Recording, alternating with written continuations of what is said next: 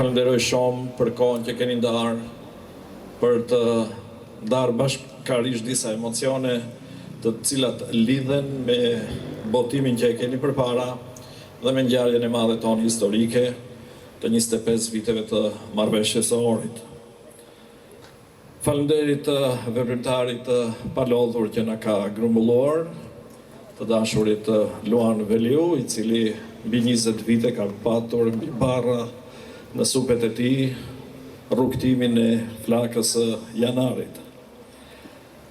E falenderoj shumë Valet Xhaferin, kryetarin e Këshillit të Gostivarit, që është prezent. Gjithashtu kryetarin e shoqërisë Lëvizja, zotin Xhevat Gjini, dhe padyshim njeriu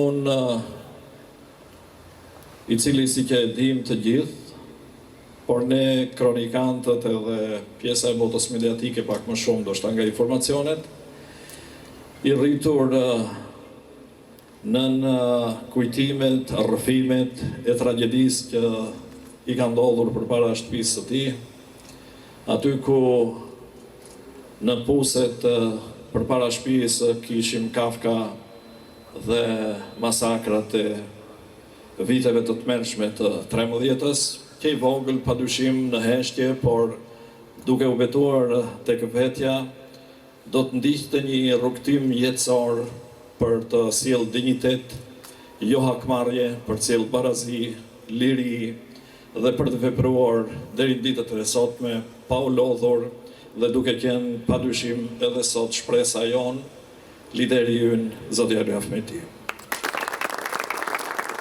Faleminderit për kohën. Rrofshtje gjithmonë nuk i ndahesh këtij zjarri, të emërtuar nga ana jon, nga e cila lindi UÇK, jo përpara 20 vitesh, por simbolika është se bashkë me këtë zjarr dhe flakën e Janarit, neve i referohemi datës 17 janar, atëherë kur nga kjo botë u largua kryeheroi kombëtar dhe padyshim që jemi përpjekur që të simbolizojmë përmes kësaj flake datës 17 janarit të gjithë sakrificën historike në periudha të ndryshme, duke ardhur deri në ditët e sotme. Andaj dhe kemi emërtuar zjarrin nga i cili lindi UÇK, sepse padyshim aty lindin dhe idealet e sakrificës sublime, për të cilat neve sot jemi mbledhur këtu, që jo vetëm t'i kujtojmë e t'i nderojmë, por edhe të japim mesazhin, por në një farë mënyrë padyshim edhe betimin tek vetja, tek gjithë secili nga ne, se kjo duhet të jetë rruga të cilën duhet të ndjekim, duhet të padyshim pas një lloj kompromis të mbrojmë gjakun e derdhur dhe në kuptim të kësaj neve zgjodhëm edhe një çerek shekulli të marrëveshjes së Ohrit për të promovuar dhe këtë botim, i cili lidhet me gjakun e dëshmorëve, me sakrificën e popullit shqiptar për dinjitet, për barazi dhe për liri. Në kuptim të kësaj, më lejoni që t'i nderojmë të gjithë dëshmorët, luftëtarët, veprimtarët e ndryshëm, ato që u derdhën burgjeve, ato që janë me plagë, por dhe veprimtarët e paepur e të palëkundur rreth çështjes kombëtare, me 1 minutë heshtje.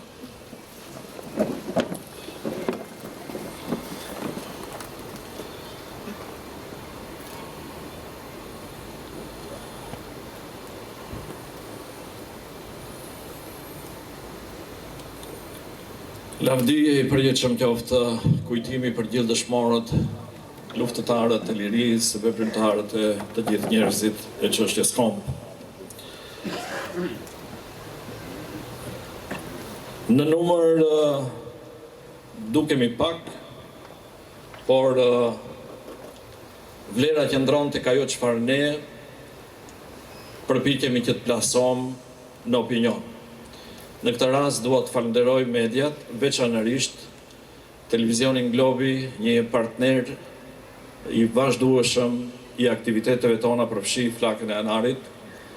Kështu që duke falenderuar Televizionin Globi dhe të gjithë media tjera, qoftë edhe ato sociale, padyshim ky numër i vogël në pamje, Jehonën padyshim që do ta krijojë të madhe në hapësirat që ne veprojmë për faktin e vlerave që mbart vetë manifestimi ynë.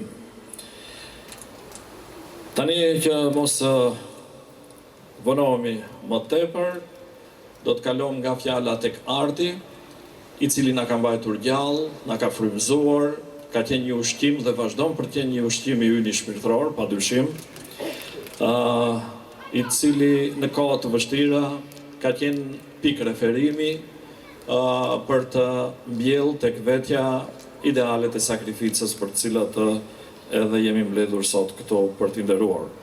Kështu që ftoj në skenë vëllezërit Nimet dhe Avdil Barizekiri me një pikë artistike, padyshim, të aspektit të vlerave tona kombëtare, me të cilat do të fillojmë dhe këtë manifestim.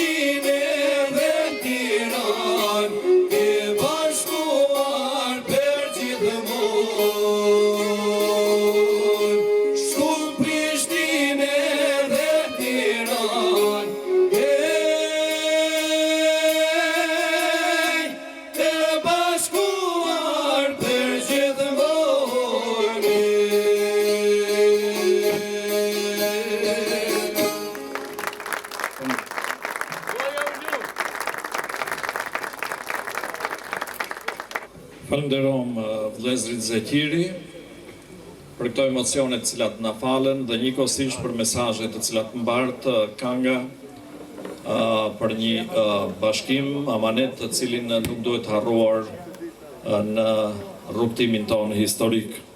Dhe pikërisht ky lloj bashkimi lidhet edhe me këtë botim që kemi përpara dhe që mbart po të njëjtat amanete flaka e janarit, e cila nga viti që lam pas ka marrë tani më një rrugtim tjetër, duke udhëtuar nga njëra tref në tjetrën. E kishte Karadaku këtë vit dhe më pas nga janari e tutje do të ketë në radhë dhe në kalendarin e saj të gjitha trevat ku ndodhen shqiptar për të përcjellë dhe mesazhin e bashkimit për cilin kemi nevojë padyshim dhe kemi për obligim që të punojmë e luftojmë. Në rreth rrugtimit të flakës së janarit, juve do ta merrni botimin e keni përpara, jam mbi 20 vite vetëm gostivar, bashkë me Kërçovën rreth 30, me Gjilanin janë edhe më shumë. Sidoqoftë neve jemi këtu tek lumi ynë Vardar, i cili bashkon shqiptarët dhe që ka simbolikën e vete bashkë me amfiteatrin në lashtësinë e saj.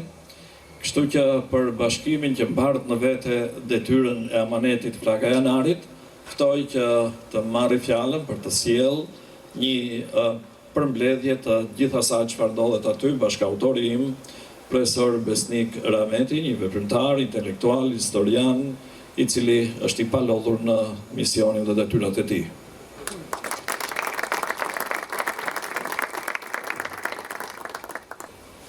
Të nderuar vëllezër dhe motra, shumë i nderuar lideri im, Zotri Ali Ahmeti, i cili është vetë protagonisti kryesor i ngjarjeve të historisë të cilën vijnë posaçërisht nga flaka e janarit të vitit 1982 dhe bartës i demonstratave të vitit 1981 dhe fitues të gjitha angazhimeve në luftat çlirimtare në Kosovë, për shef dhe udhëheqës komandant në luftën e vitit 2001, i cili është vetë historia e këtyre ngjarjeve deri në ditën e sotme. Është nder dhe është madhështi ta kemi këtu prezent këtë figurë të madhe. I nderuar kryetari i shoqërisë Lëvizja, Zotri Xhivat Bislimi, të gjithë ju anëtarët e shoqërisë Lëvizja nga Maqedonia dhe Kosova, të nderuar intelektual, profesor dhe ju të gjithë të pranishmet, i nderuar bartës kryesor 20 vite, të cilën do të lindë ushqeja, që është titulluar kjo vepër, është bartës kryesor kryetari i shoqërisë Lulet e Marësisë në Gostivar, Zotri Luan Veliu, i cili kur edhe nuk besohet të festohet flaka e janarit që s'kemi pas të drejt para vitit 2001, Zotri Luan Veliu në mënyrë zyrtare me shoqërinë kulturale artistike 20 vite ka mbajtur gjallë flakën e janarit që është simbolika dhe rruga e bashkimit kombëtar.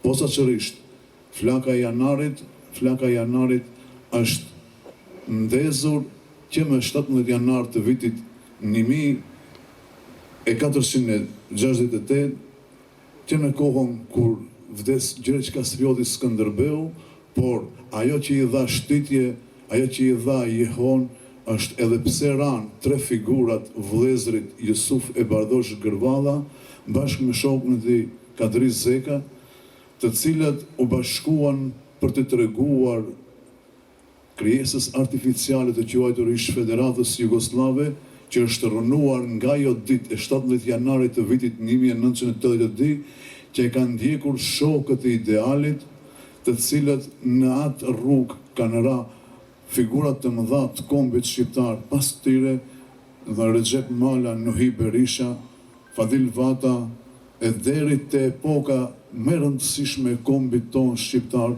deri te 5, 6 dhe 7 marsi vitit 1998, tek figura legjendare e Adem Jasharit dhe daljen në skenë e ushtrisë shqiptare në Kosovë dhe Maqedoni. Flanka e Janarit është nder për ne sepse në këtë organizim 20 vjeçar dhe në mbledhjen e shoqërisë kulturore-artistike Lulet e Marsis bashkë me kryetarin morëm vendim që të botohet edhe kontributi dhe aktiviteti i të gjithë ngjarjet të cilat kanë ndodhur për 20 vite duke nda këtë vepër në 12 kapituj, duke filluar nga fjala hyrëse e deri tek fotografitë të cilat kanë vazhduar rrugës për të manifestuar dhe për të denëruar të gjithë dëshmorët e kombit, posaçërisht ato 3 figura që janë emblema jonë, domethënë, e ngjarjeve të rëndësishme vëllezërit Jusuf Kadri, vëllezërit Jusuf dhe Bardosh Gërvall dhe Kadri Zeka, dhe në këtë vepër në histori, domethënë historia nëse ne nuk do të shkruajmë, ne se do t'i lëmë në harres. Andaj këto 20 vite të ngjarjeve të cilat janë pjesë e aktivitetit është për të nderuar posaçërisht krijetarin e saj, Luan Veliun, dhe gjithashtu edhe pas themelimit të shoqërisë Lëvizja në vitet pas krijimit të saj do të jenë mbartës edhe të këtij organizimi dhe kështu sot në 25 vjetorin në emër të shoqërisë Lëvizja kemi pasur edhe konferencë shkencore, por në këtë ditë do të promovohet edhe vepra në të cilën e keni ju para. Andaj edhe një falënderim do të shkon për rapsodët të cilët janë pjesë e vetë historisë. Falënderit dhe mirë takofshim në çdo aktivitet tjetër të radhës.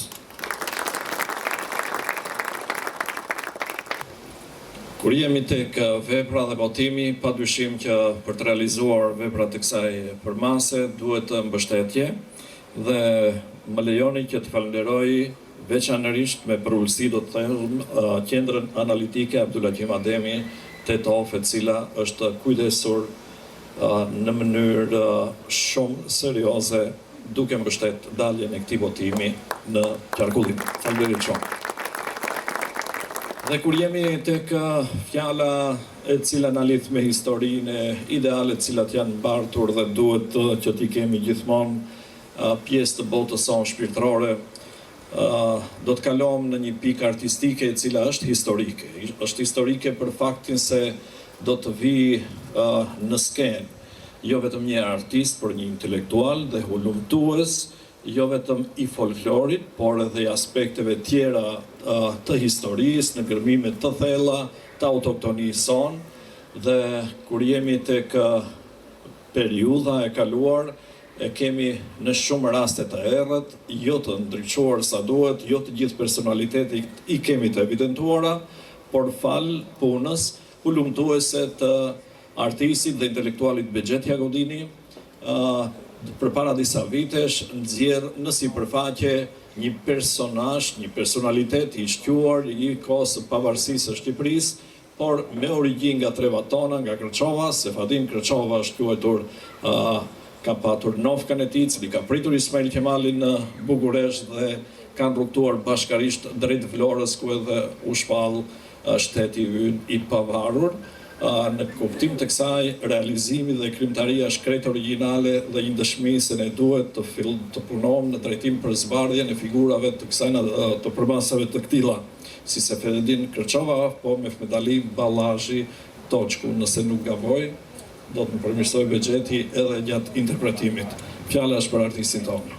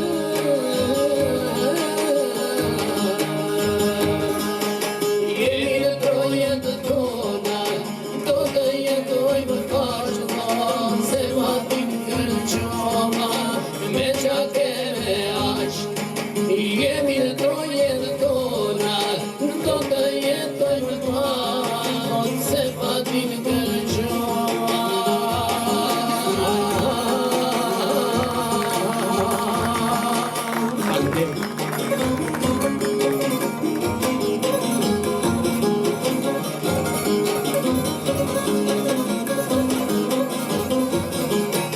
me vaj konicën Ismail Kemal Kurri, me Hasan Prishtinë do krehim flamuri, me Gjake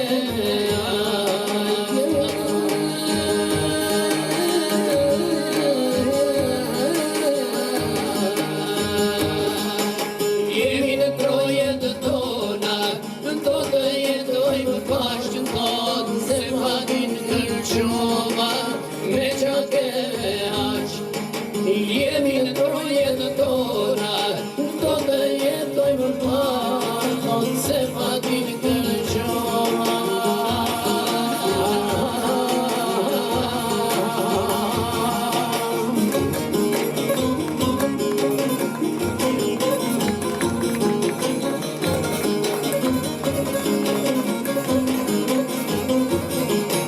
Në shoqatën drita, ata bashkë veprani, Shqipërin etnike, s'bashku ta jetësoni, me Gjake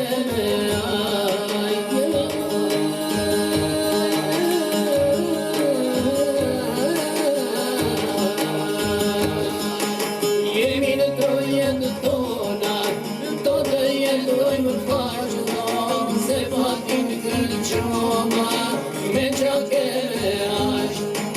jemi në trojet tona, do të jetojmë bashkë thonë, se fatin kërqova.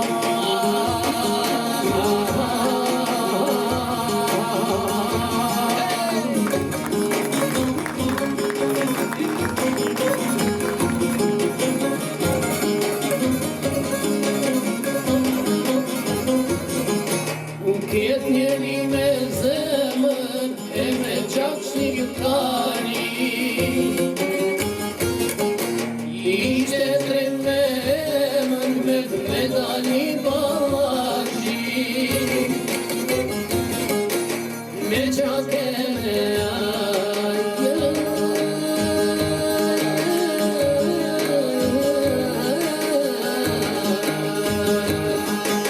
jemi në trojet tona, do të jetojmë bashkë thonë, se fatin kërqova me Gjake jemi në trojet tona, do të jetojmë bashkë thonë, se fatin kërqova.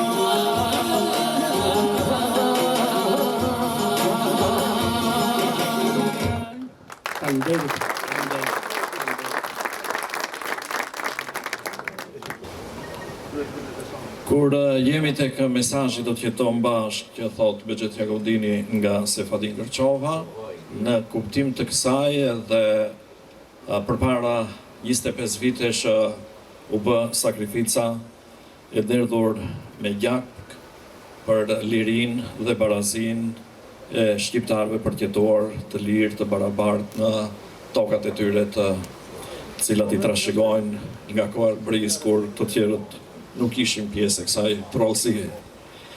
Dhe dje realizuam një simpozium si shoqëri Lëvizja, në të cilën evidentuam të arriturat, bazuar në një sakrificë sublime, dhe padyshim edhe u hodhën teza mbi të ardhmen, perspektivën dhe cilat janë sfidat e këtij rrugtimi nga i cili nuk duhet hequr dorë në asnjë rrethan. Mund të dhe ka përpjekje padyshim për ta dëmtuar këtë marrëveshje, për t'i hequr pjesët më vitale të gjymtyrëve të saj, përfshi dhe shpirtin e saj që është gjuhë shqipe, por që kjo duhet të marrë fund një herë për gjithmonë, dhe prandaj jemi këtu dhe kudo zëri i ndërgjegjes reale troket në ndërgjegjen e gjithë secilit. Në kuptim të kësaj, neve kemi hartuar një deklaratë të cilën mendohem t'ja drejtohem klasës politike për një reflektim për ato të cilët sot bëjnë punën e do të thosha djallit, për të cilët nuk kemi nevojë, por kemi nevojë për dinjitet dhe padyshim që në këtë rast ka dhe përgjegjësi dhe faktori ndërkombëtar, andaj dhe ne mendojmë që këtë deklaratë ta adresohem si tek klasa jonë politike për të reflektuar ashtu edhe tek faktori ndërkombëtar përfshi dhe qeverinë aktuale, të cilën deklaratë ftoj ta lexoj kryetari i shoqërisë Lëvizja Dega për Maqedoninë Shqiptare, veprimtari i palodhur Ulisi Beqiri.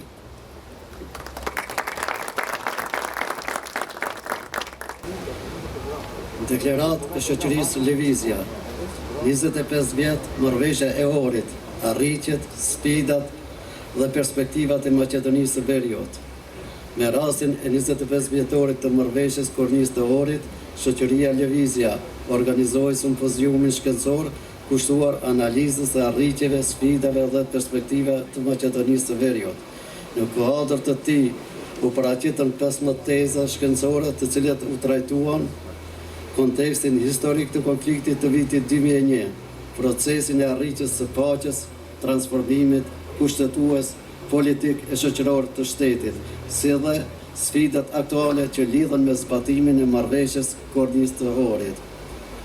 Pas diskutimeve, pjesëmarrësit miratuan këtë deklaratë. 1. Marrëveshja e Ohrit mbetet dokumenti më i rëndësishëm politik dhe kushtetues i Maqedonisë së Veriut pas pavarësisë së saj. Ajo i dha fund konfliktit të vitit 2001, krijoi themelet e paqes, stabilitet, bashkëjetesës dhe ndërtoi bazat për një shtet të barabartë e demokratik. 25 vjet pas nënshkrimit të saj, vlerësojmë se marrëveshja ka prodhuar rezultate të rëndësishme në avancimin e të drejtave për shqiptarët dhe komunitetet më të vogla të përfshira në përfaqësimin institucional, decentralizimin, përdorimin e gjuhëve dhe orientimin euroatlantik të shtetit. Megjithatë, zbatimi i saj mbetet ende i papërfunduar dhe kërkon përkushtim të vazhdueshëm institucional. Shprehim shqetësimin ton për tendencat që cënojnë frymën dhe parimet themelore të marrëveshjes së Ohrit, përfshirë mos respektimin e legitimitetit politik e etik në përfaqësim, dobësimin e mekanizmave të konsensusit, anashkalimin e parimit të patenterit dhe të përfaqësimit të drejtë të barabartë, si dhe zhvillimet që lidhen me statusin kushtetues dhe praktik të përdorimit të gjuhës shqipe. Vlerësojmë se çdo përpjekje për relativizimin apo dobësimin e këtyre parimeve nuk përbën vetëm regres demokratik, por rrezikon të dëmtojë besimin ndërmjet dy popujve më të mëdhenj, atij maqedonas dhe atij shqiptar, si edhe të cënojë stabilitetin dhe kohezionin afatgjatë të shtetit. I bëjmë thirrje qeverisë së Maqedonisë së Veriut që të rikthejë dialogun politik, të respektojë në mënyrë konsensuale marrëveshjen Kornisë të Ohrit dhe të garantojë zbatimin e plotë të parimeve kushtetuese mbi të cilat është ndërtuar rendi demokratik. U bëjmë thirrje të gjitha subjekteve politike shqiptare që pavarësisht dallimeve partijake të bëjnë pjesë të programave dhe platformave të tyre politike, angazhimin për një zgjidhje të drejtë, të qëndrueshme dhe afatgjatë të çështjes së barazisë ndërmjet shqiptarëve dhe maqedonasëve.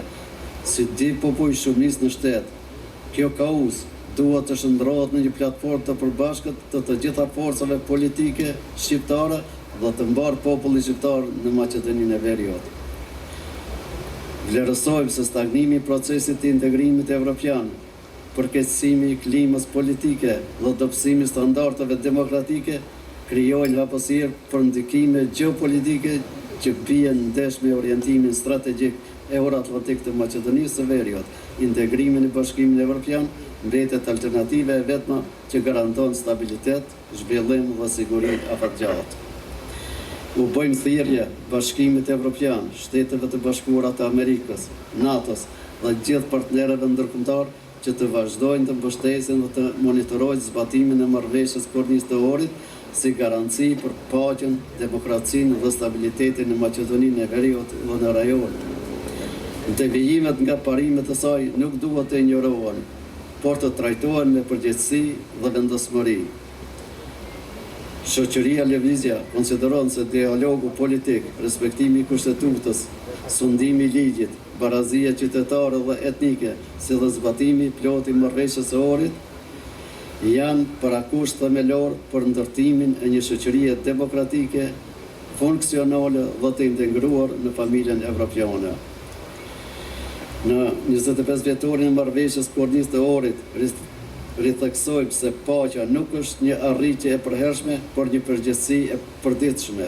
Prandaj u bëjmë thirrje institucioneve shtetërore, klasës politike, shoqërive civile, komunitetit akademik dhe partnerëve ndërkombëtar që të veprojnë me përgjegjësi për të mbrojtur frymën e marrëveshjes së Ohrit, për të parandaluar riciklimin e krizave politike dhe etnike, për të garantuar një të ardhme demokratike të barabartë dhe evropiane për gjithë qytetarët e Maqedonisë së Veriut.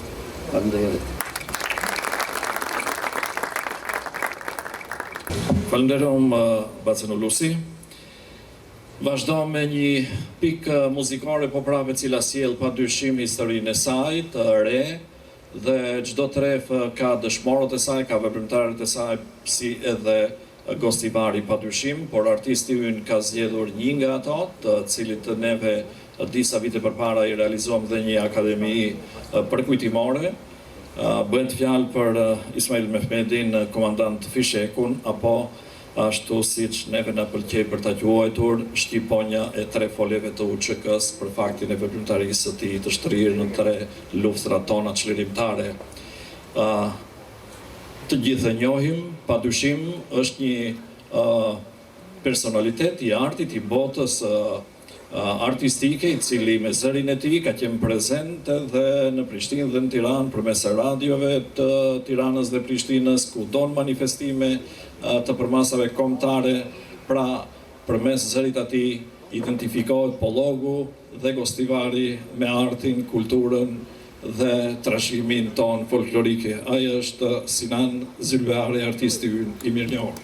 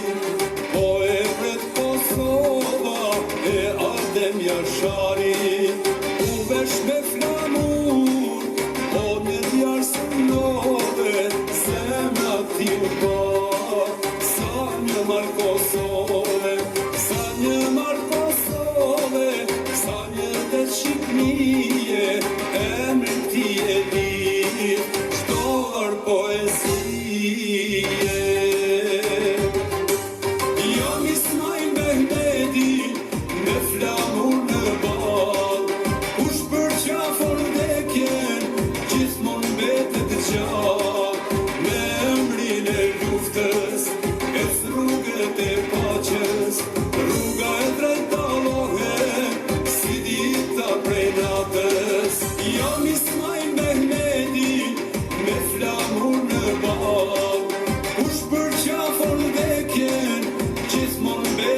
gjallë, me emrin e luftës, e rrugët e paqes, rruga e drejt Allahet, si dita prej natës.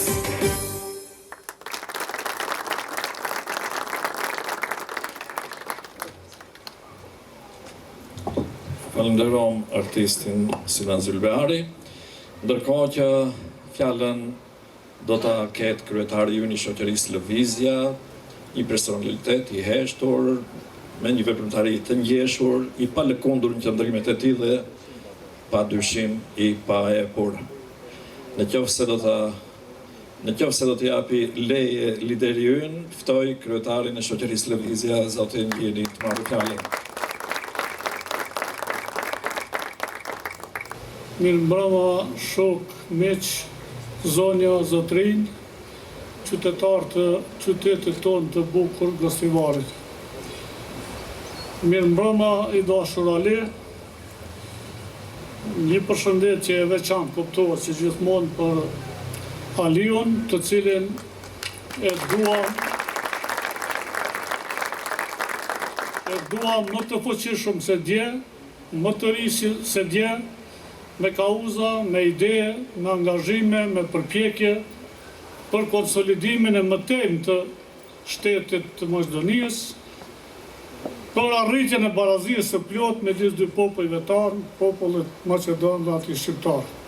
Shëndetje shokaj.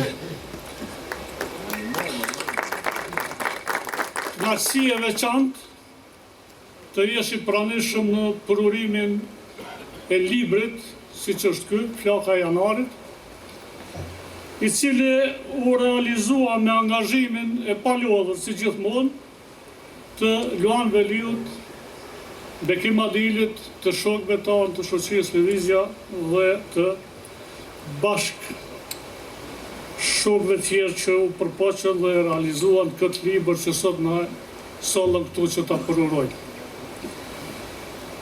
Knaqësi e veçantë, si gjithmonë, të jesh i pranishëm në ngjarje, momente të këtilla, siç është Flaka e Janarit, e cila u mbajt të ndezur 20 vite në Gostivar, flakë e cila ka simbolikën e kryeherojit dhe kryeprofetit të kombit tonë Gjergj Kastriotit, flakë e cila mbar simbolikën e bashkimit të organizatave patriotike, e 3 dëshmorëve dhe herojnë me televizjes sonë kombëtare, vëllezërve Ngërvalla dhe Kadrizekës, të cilët u bën themeli i bashkimit të lëvizjes kombëtare në përpjekjet e mëtejme për çlirimin e tokave të pushtuara të Shqipërisë. Unë ju përgëzoj të gjithëve sa jeni këtu dhe ju uroj që gjithmonë të jeni bashkë dhe në këmbë për të drejtat e popullit shqiptar këtu dhe kudo tjetër. Faleminderit.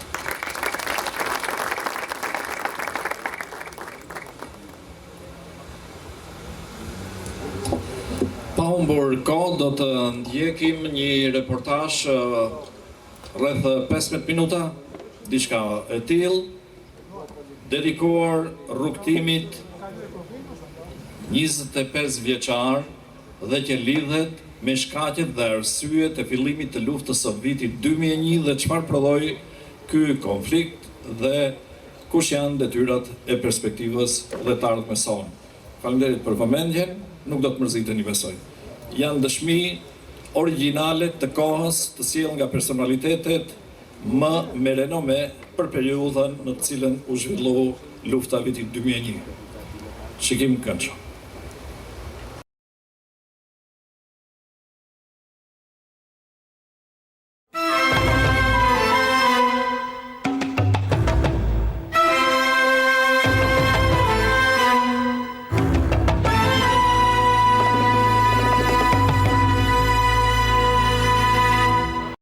Rënjet e konfliktit të vitit 2001 në Ish-Republikën Jugoslave të Maqedonisë midis popullsisë etnike shqiptare, brenda territorit të këtij vendi dhe shtetit Maqedonas shkojnë thellë, ka përcejnë dekadën e fundit të shekullit të kaluar dhe vitin e parë të shekullit të ri. Trashëgimia e diktaturës dhe diskriminimit që përjetuan shqiptarët në regjimin jugoslav e kishte thelluar edhe më tej hendekun që ndante botën shqiptare në ish Republikën Jugoslave të Maqedonisë, e cila shpalli më vetësi nga Jugoslavia duke diskriminuar shqiptarët. Shkatërimi i Jugosllavisë dhe mëvetësimi i Republikës së Maqedonisë shkaktoi ndryshime të thella politike, shoqërore dhe ekonomike në vend. Kushtetutën e njëanshme që votuan parlamentarët Maqedonas në vitin 1991, pa pajtueshmërinë e përfaqësuesve shqiptar, ku theksoi se Maqedonia është shtet komb i popullit maqedonas, duke lënë jashtë çdo të drejtë kombëtare për qytetarët shqiptar etnik, ishte e papranueshme. Kjo situatë bëri që përfaqësuesit shqiptar të organizojnë referendumin për shpalljen e Republikës së Iliridës, i cili u mbajt në 11 dhe 12 janar 1992, ku qytetarët shqiptar me shumicë plebiscitare u deklaruan se janë për autonomi politiko-territoriale të shqiptarëve në Maqedoni. Një projekt i cili nuk u jetësua, por që ishte një paralajmërim i fuqishëm se shqiptarët me mjete paqësore apo jo, ishin në kërkim të një statusi të barabartë me maqedonasit në këtë shtet. Përjedhoi pluralizmi që manifestohej me formimin e partive politike, të cilat në vend të atij ideologjik kishin karakter të fuqishëm etnik, qeveria udhëhiqej nga partitë nacionaliste dhe anti-shqiptare, e cila natyrshëm krijonte një qeverisje të centralizuar. Kështu marrëdhëniet e keqësuara ndëretnike edhe më shumë destabilizonin vendin, kur tensionimi i marrëdhënieve vjen në shprehje gjatë protestave të shqiptarëve për rritjen e të drejtave të tyre kolektive, ashtu si dhe ishin kërkesat për zyrtarizimin e universitetit, përdorimin e gjuhës shqipe dhe të simboleve kombëtare. Iniciativa për të cilat shqiptarët u konfrontuar me policinë, që shtypte me dhunë protestat kundër shtimit të drejtave të shqiptarëve. Ndërkohë që partitë politike të shqiptarëve në parlament, duke qenë të mbivotuar nga deputetët Maqedonas, nuk arritën të institucionalizojnë kërkesat e tyre.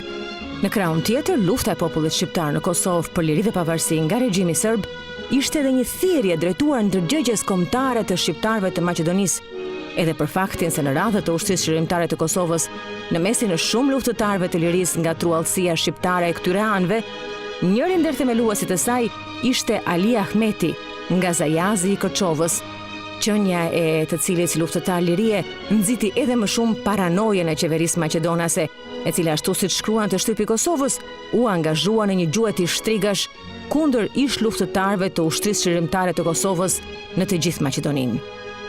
Pra, konflikti vitit 2001 nuk lindi si pasojë ndonjë incidenti apo tendence të veçantë në periudhë të caktuar.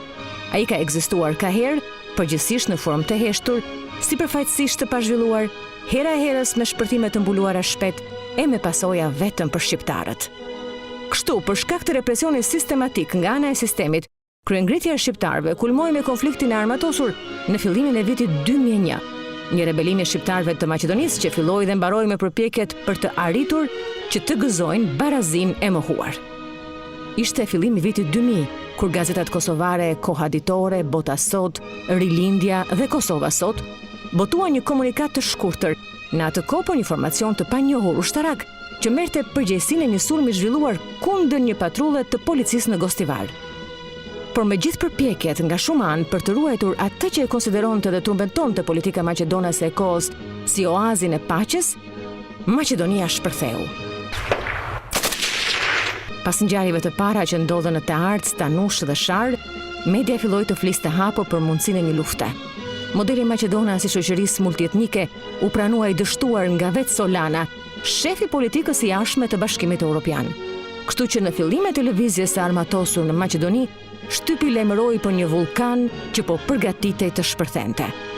Në këtë situatë, populli i mllefosur prej skenarëve dhe padrejtësive të përgjithshme, burrërisht dhe me entuziazëm, i hapi derën ushtrisë shërimtare kombëtare, e cila vendosi që çështjen ta çojë deri në arritjen e barazisë nacionale, sikurse ishin kërkesat e saj në komunikatën e 6, në të cilën thuaj se qëllimi i luftës nuk ishte ndarja e Maqedonisë, por një Maqedoni demokratike, unike e qytetarëve të saj të barabartë. Fundi e fundit, slavo-maqedonasit nuk kanë çka humbin.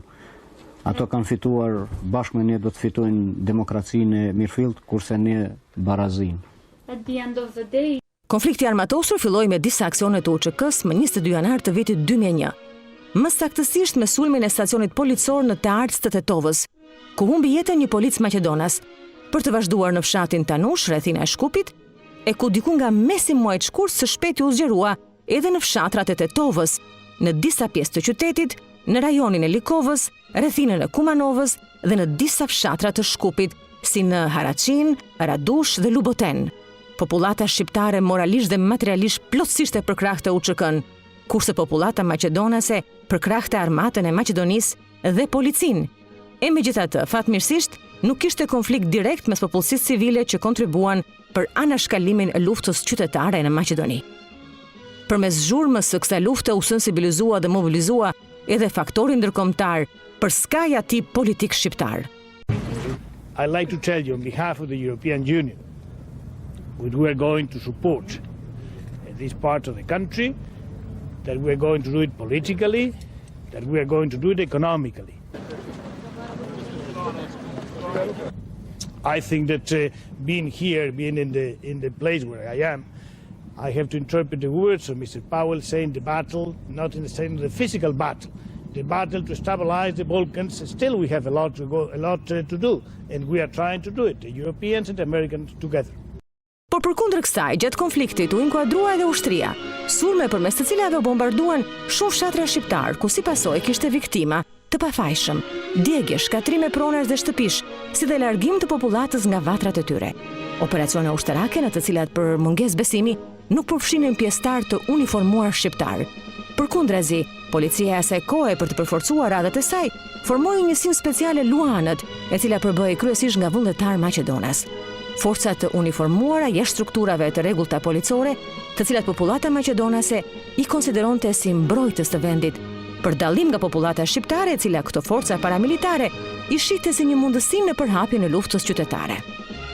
Kështu, në këtë betejë ushtarake të karakterit etnik, po që kërcënonte stabiliteti rajonal, e ku interesat e palëve ndryshonin në thelb, natyrshëm që elita shtetërore nuk mund të ishte koordinuar. Situatë të cilën edhe më shumë e futi në një labirint veprimesh, ishte plani i Akademisë së Shkencave të Maqedonisë, që erdhi në formë propozimi për ndarjen e vendit, ide me të cilën një pjesë e politikës maqedonase e përfshirë dhe ish-kryeministrin Lupço Gjeorgjevski e mbështetnin këtë plan, i cili u kundërshtua fuqishëm nga ndërkombëtarët dhe pala shqiptare. The partition of the country was a private agenda by some of the hardliners on each side, it has to be said. And the international community was implacably and totally opposed to partition, which solves nothing. It simply confines two groups to different areas, and separating a country that only has 2 million people in it is a solution that is going to produce even more trouble. Në pranverë doli projekti për ndarjen e Maqedonisë nga Akademia e Shkencave. Ky projekt kishte mbështetjen edhe të politikanëve. Këtë projekt e arsyetoi edhe zoti Ando, po edhe kryeministri. Jo që kjo dëmton interesat vetëm të shqiptarëve, po këto projekte dëmtojnë edhe çështjen nacionale maqedone.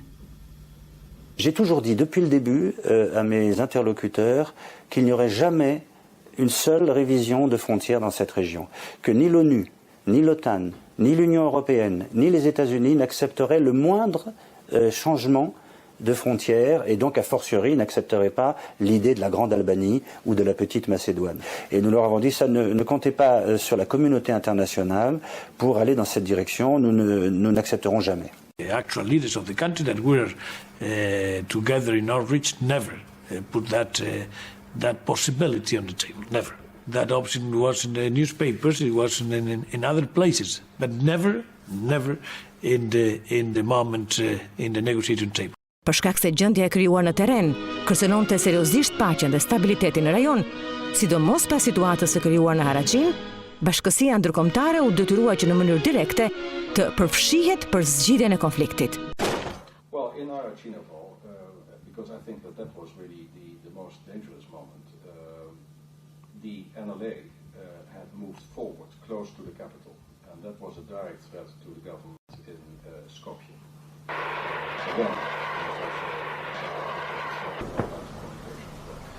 They were threatening the highways and so forth.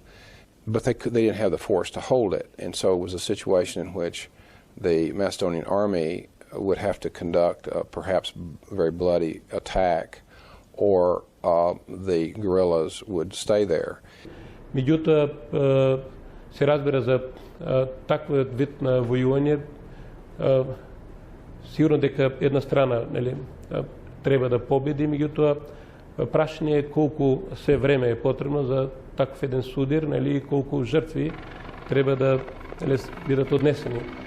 Сметам дека сепак за Рачиново историјата ќе каже дали потегот кој беше направен, дека беа на некој начин припадниците на ООН беа принудени да ги напуштат своите позиции, беше подобро или пак да имавме битка која можеби ќе траеше неколку недели. NATO and the EU and the United States did not see a military solution to the problem in Macedonia.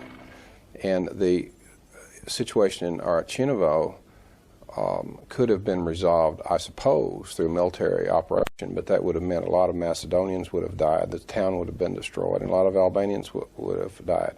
I worked with the Albanian leader, Ali Ahmeti, on a plan to bring his units out of Arachinovo to a neighboring village. Thot mbi 600 ushtarë kanë qenë në Haracin dhe në të gjithë vijat e frontit. Mirë po ne respektuam marrëveshjen të cilën e bëm me komunitetin ndërkombëtar dhe bëm tërheqjen nga Haracina me qëllim që të kontribuojmë në drejtim të vendosjes së paqes dhe në drejtim të fillimit të bisedimeve të mirë fillta për zgjidhjen e problemeve. The rebels had taken Arachinovo, which was within mortars distance of both the oil refinery and the presidential palace and the airport, and they did that very quickly, almost accidentally. I made the comment at the time that it had been easier to capture Arachinovo than it was to pronounce it. But they were there, and the key thing was to get them out of there and away from being able to fire on these key targets. And the international community was agreed to assist in the removal of the insurgents from Arachinovo in exchange for the town going back under government control. And so the NATO forces assisted in that.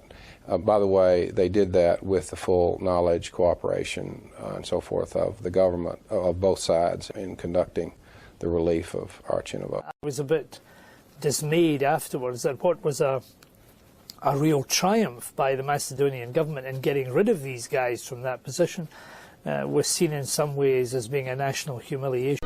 Se ngërçi politik ishte ekzistent, një fakt tjetër është se gjatë luftës parlamenti u mblodh vetëm 2 herë, ku në sesionin parlamentar diskutoi për konfliktin, të cilin krahu ekstrem i politikës maqedonase e shfrytëzonte për të nxitur qytetarët, duke konsideruar marrëveshjen e Araqinës për tërheqjen e ushtarëve të UÇK-s nga NATO si tradhti dhe kërkonin braktisjen e bisedimeve, duke akuzuar ndërkombëtarët se mbanin anën e kryengritësve shqiptar.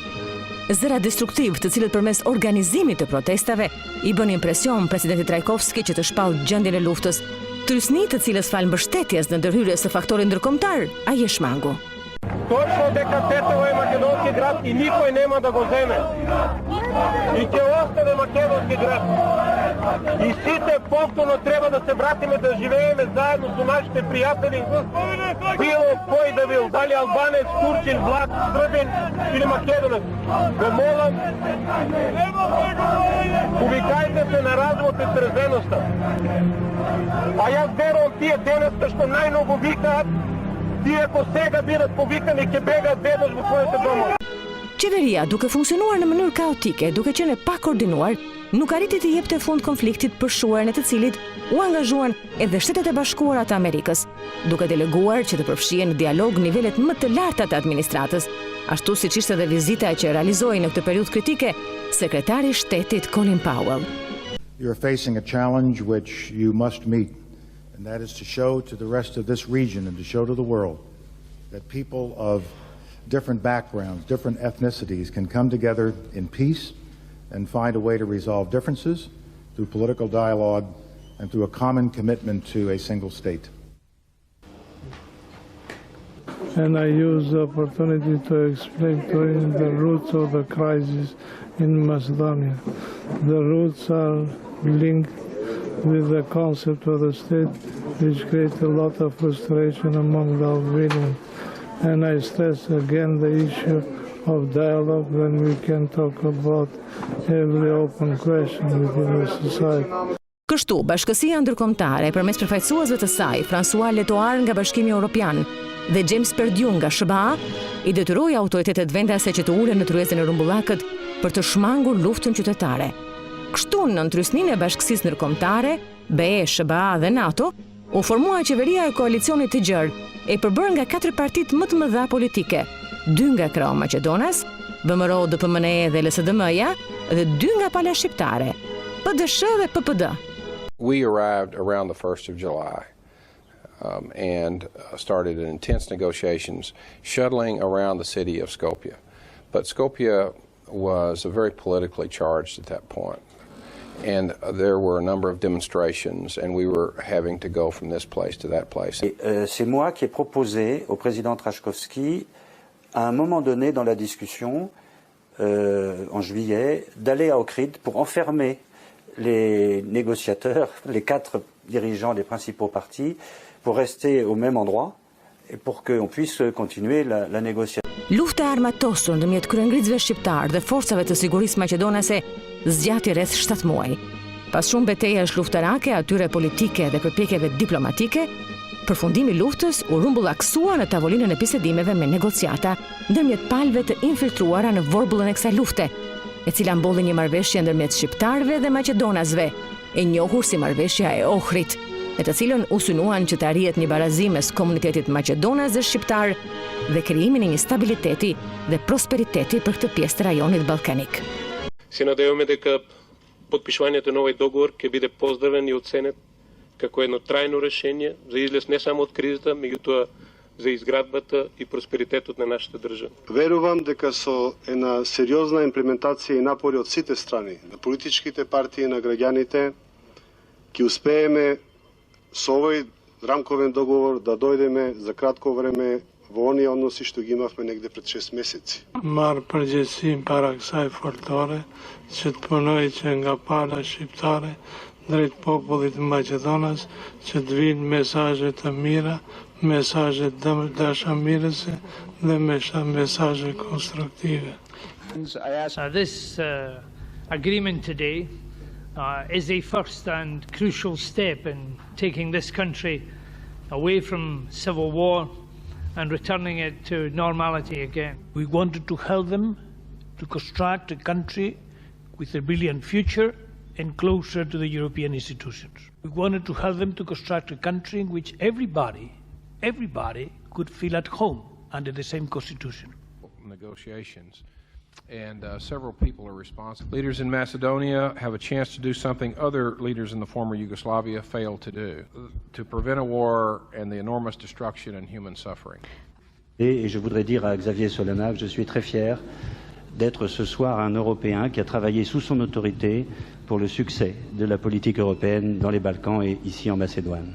Pra, marrëveshja e Ohrit krijoi mekanizma kushtetuese për arritjen e barazisë nacionale mes 2 komuniteteve më të mëdha në këtë shtet, ku sot shqiptarët kanë siguruar zyrtarizimin dhe përdorimin e gjuhës shqipe, të simbolit kombëtar, shkollimin e lartë në gjuhën anëtare, me ndarjen e re administrative, ata qeverisin në komunat ku janë shumicë, kanë siguruar rritjen e kompetencave në pushtetin lokal, integrimin e tyre në organet e sigurisë, si dhe në polici dhe armat, punësim proporcional në administrat, dhe duke qenë gjithnjë përcaktues në krijimin e qeverisjes së vendit, shqiptarët tani më drejtojnë organet më të larta shtetërore. Për të qenë flamurtar janë ata të cilët në mësuan se si ta mbajnë flamur.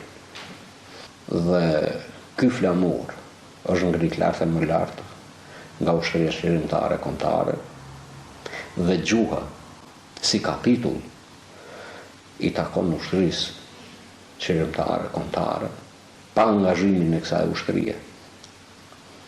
Nuk do bëheshte as marrëveshja paqësore e Ohrit, marrëveshje të cilën e kanë siguruar dhe e kanë nënshkruar dhe garantuar edhe Bashkimi Evropian, edhe Shtetet e Bashkuara të Amerikës, edhe NATO, bashkë me autoritetet vendore.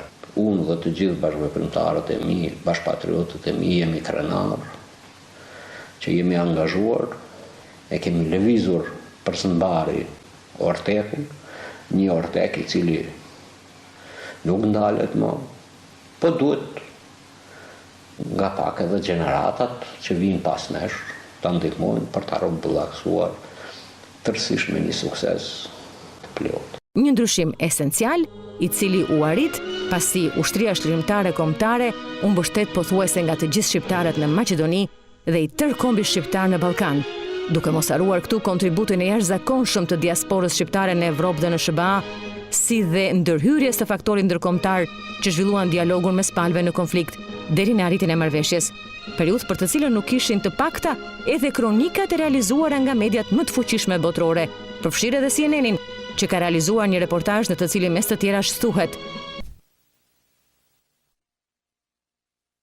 Macedonian police pinned down by bullets from above.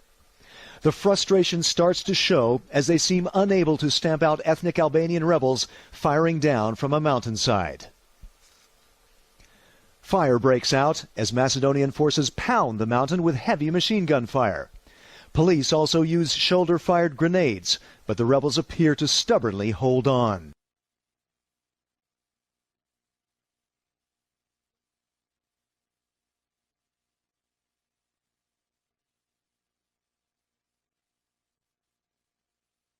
There was another cry for help from Macedonia, for NATO-led KFOR to do more to help crush the rebels. We will ask for the direct involvement in a confrontation by NATO and KFOR for the situation in the Republic of Macedonia. At the moment, though, KFOR's mandate is limited to enforcing the peace in Kosovo and does not extend here. Chris Burns, CNN, Tetovo, Macedonia.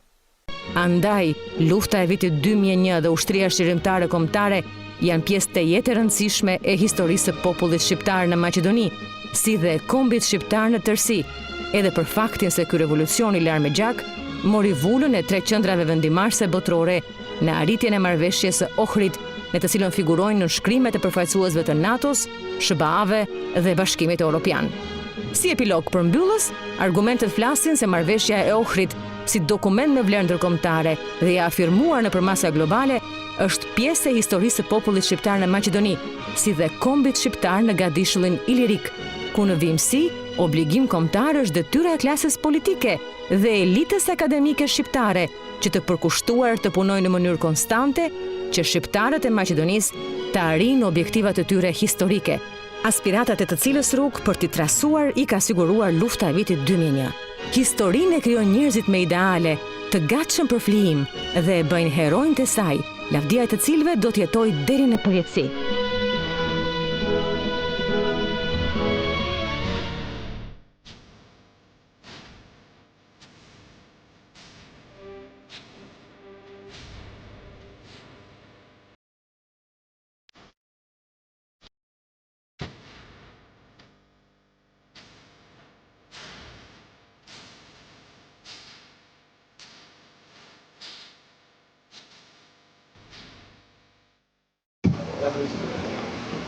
Jo, gjithmonë në shohin syt, mendja thot populli shef.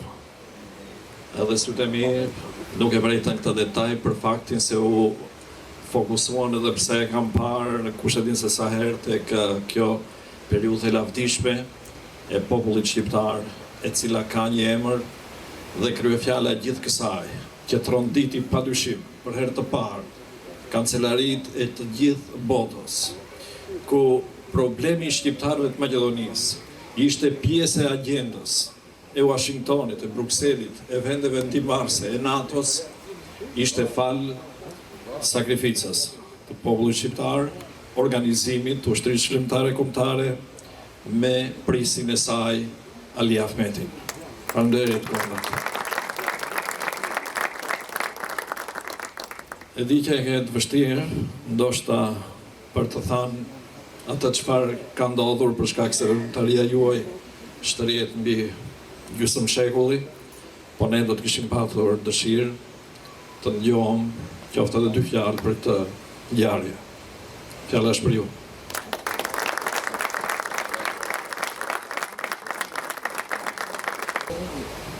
Vëllezër e motra, nderuar organizator, flakës janarit, dashur bashkëluftar, bashkëveprimtar, burgosur politik. Tani isha duke analizuar veprimtarinë e flakës janarit dhe mendojsha. Emër i qëlluar, por nuk e di ata që e kanë vënë, e kanë pagzuar flaka janarit, a kanë menduar si mendoj unë, dhe si erdha në përfundim unë, me një krahasim shumë pragmatik. A i keni parë zjarë fiksat, a i keni parë të gjitha komentet dhe angazhimet e shteteve për të shuar flakët e zjarave dhe thonë sa rritëm do të shuem sepse era e fort, fortuna e fort dhe sa rrim do të shuem. Luan, ne kemi qenë fortun që s'na shuajtë në kur. Pavarësisht sa zjarfikës organizoi Jugoslavia, organizoi Macedonia, por nuk arritën majat t'i kapin dhe të shuhen flakët, flakë të cilat në mbrendi kishën adhetar, revolucionar, misionar, deri në organizim të fronteve, njësive, batalioneve, brigadave dhe më në fund realizimin e shtetit më të ri në Europë, që nuk është lehtë në Europën plak të bëjë shtet. Kosovën. Arritëm, nëse u kujtohet fillimisht, deklaratat e të gjithë ndërkombëtarëve janë një grup rebelish, banditësh, mirë po. Ne sa kemi qenë të përgatitur ushtarakisht, më shumë për të qenë i suksesshëm në luftë, dojtë të jesh i përgatitur politikisht, strategjikisht, sepse luftën nuk fitohet vetëm me front, por fitohet ati fronti duke i përir edhe me qëndrime politike, diplomatike, geostrategjike, geopolitike, dhe ne arritëm të fitojmë për krahjen e qendrave ndërkombëtare të vendosjes Shteteve Bashkuara të Amerikës, Bashkimit Evropian dhe NATO-s. Kështu që me gisht në gojë i lam si Beogradin, ashtu edhe klikën politike në Shkup. Tani, sepse këta shokët e mi nuk flasin shumë për të kaluarën, por unë nuk frikon të flas. Unë edhe Xhevati thash fol andej për Shqipërinë etnike, por nuk foli. As bastru këtu që qesh. Ne kemi qenë të organizuar të bashkojmë tokat shqiptare.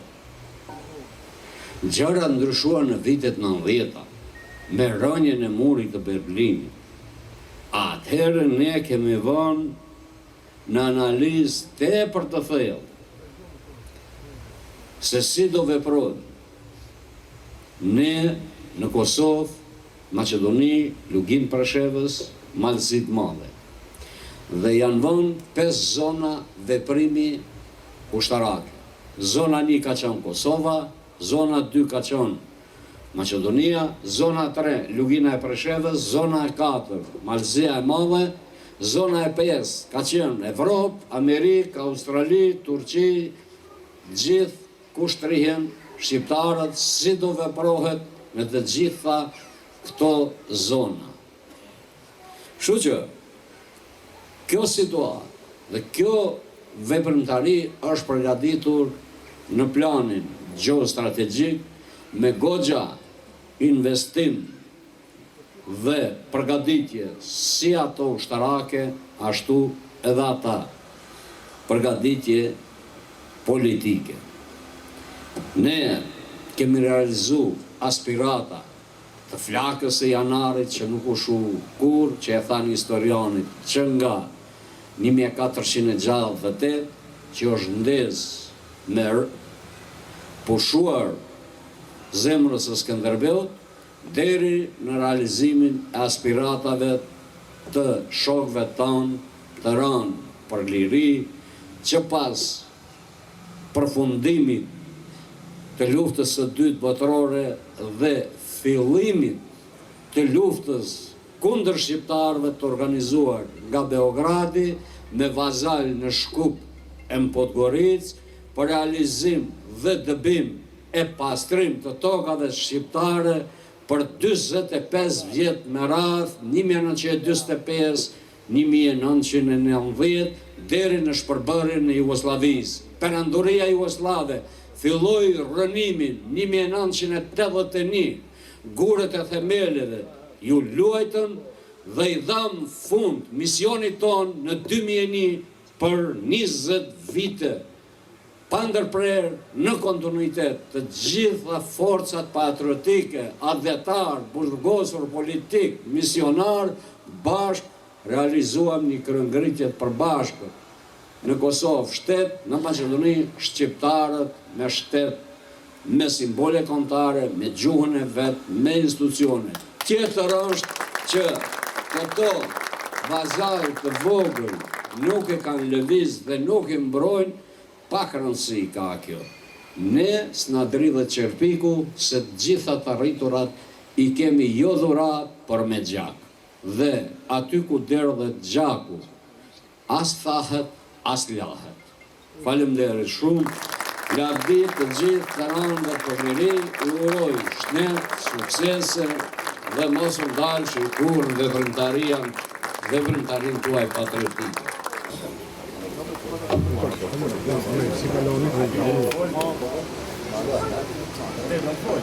Atëherë, një vlerësim, kësandoj vogël, por me zemër të madhe.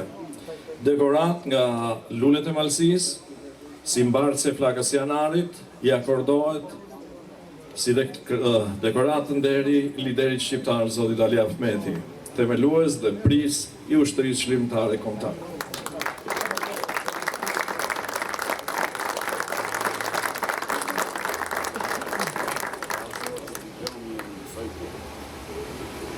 Një dekorat e tillë ishte rezervuar edhe për kryetarin historik, ideologun Daj Fazliun, por për shkaqe shëndetësore nuk e kemi këtu. Gjithashtu, një mirënjohje kemi edhe për kryetarin e shoqërisë Lëvizja, zotin Xhevat Dini, të cilin e ftoj që të marrë një mirënjohje nga kryetari i flakës së janarit.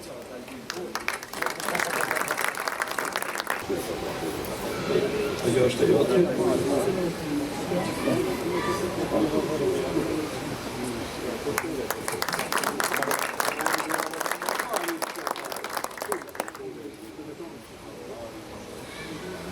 Atëherë, ne kemi vendosur si drejtori, si staf që qëndrojmë afër këtu edhe krata të tërë afër kryetarit ton të Luleve të Malësisë dhe flakës janarit, që t'i japim një mirënjohje padyshim me shumë merit për të rrugtim jo të vogël mbi 2 dekada që ka mbajtur gjallë këtë flakë e cila nuk do të shuar kurrë.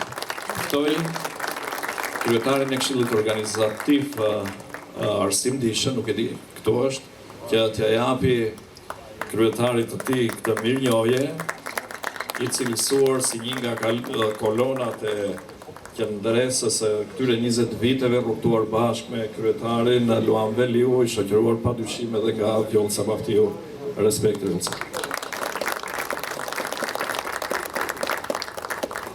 Atëherë do ta lusë labinotin me në krye stafin teknik që shpërndaj botimet dhe buka e vendlindjes ju pret, po nuk e di se është në krahun sipër atje të djathtë, ku është rezervuar pra një lloj tradite e zakonshme, të cilën lulet e malësisë me krye veprimtarin Luan Veliu kujdeset gjithmonë që të ruaj këto vlera të trashëgimisë son kulturore, shpirtërore dhe kombëtare, duke ju falënderuar edhe një herë për kohën që keni ndarë dhe që na ndoqët me vëmendje, urojmë që mos ju kemi mërzit, të merrni nga një botim dhe gjithashtu të shijoni ushqimet tona tradicionale. Miru takofshim në eventet të ngjashme të kësaj natyre.